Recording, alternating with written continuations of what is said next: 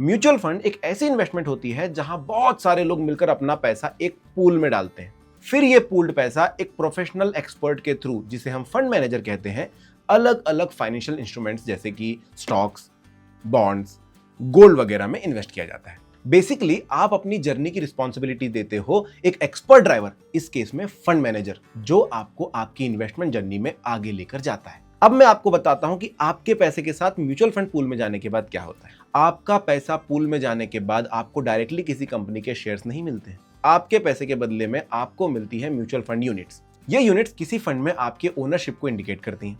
आपको कितनी यूनिट्स मिलेंगी, ये उन यूनिट्स के प्राइस पर डिपेंड करता है। इस प्राइस को कहते हैं NAV, यानी कि net asset value.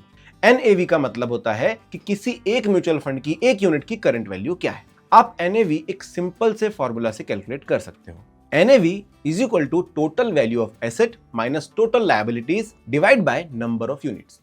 Mutual fund निवेश बाजार के जोखिमों के अधीन है। योजना से जुड़े सभी दस्तावेजों को ध्यान से पढ़ें।